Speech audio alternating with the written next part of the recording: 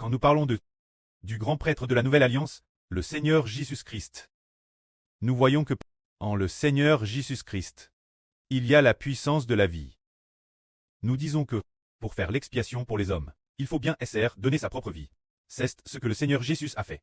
Mais, regardons nouveau, le Seigneur Jésus-Christ nous rachetant. Il a donné sa vie pour nous racheter.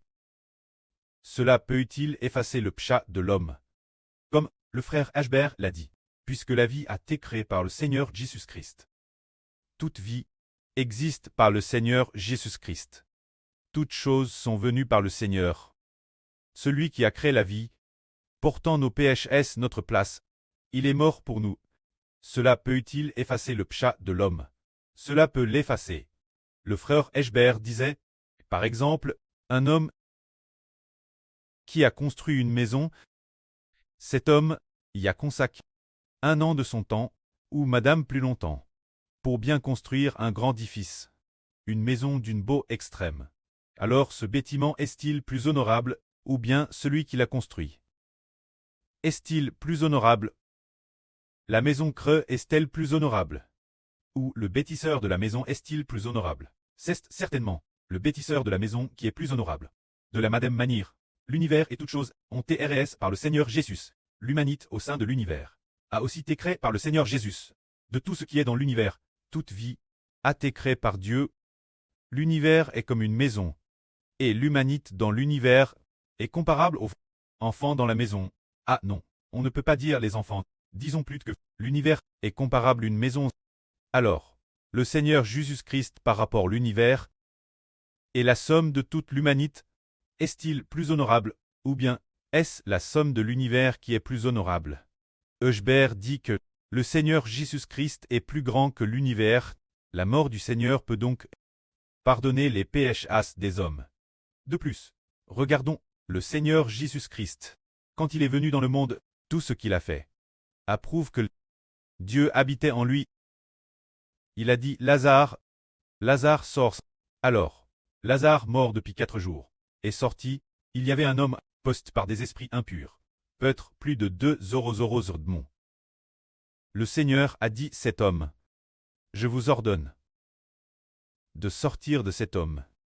Alors, tous les esprits impurs sont sortis immédiatement, sont entrés dans le troupeau de porcs, et les porcs se sont précipités du haut de la falaise et se sont noyés. Madame, les esprits impurs obéissaient au Seigneur Jésus. Nous comprenons, d'où vient le péchage de l'homme.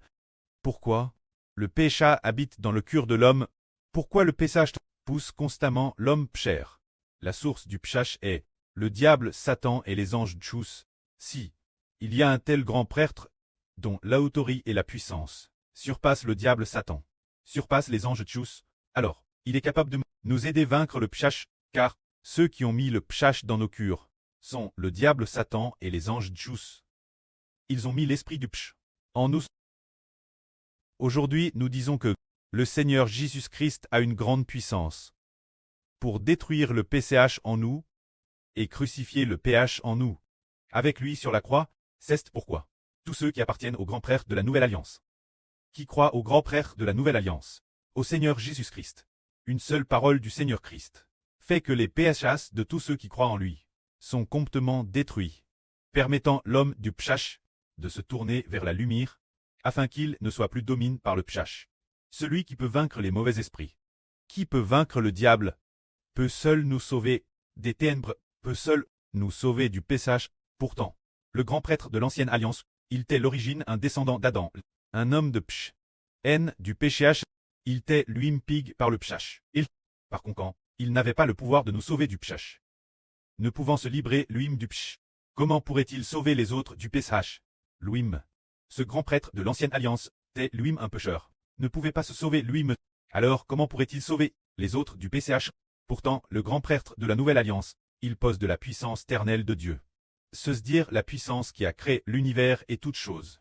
Il lui suffit d'une parole pour que les péchés de tous s'éloignent de cette personne, permettant cette personne, au nom du Seigneur Jésus-Christ, de se libérer des chaînes du péché. Non seulement cela, mais par une parole du Seigneur Jésus-Christ, tous les anges Tchous seront jetés dans le tangue de feu et de soufre. Le Seigneur Jésus-Christ pose une parole d'autorité toute puissante, qui aujourd'hui soutient l'univers entier et toutes choses. L'univers et toutes choses subsistent temporairement par la parole d'autorité du Seigneur Christ. Pour l'instant, l'avenir, par une seule parole du Seigneur Jésus-Christ. L'univers et toutes choses s'effondreront et se dissoudront. On voit ainsi que ce Seigneur Tout-Puissant, il peut nous sauver du pchiche, que la gloire soit rendue auprès et au Seigneur. Amen.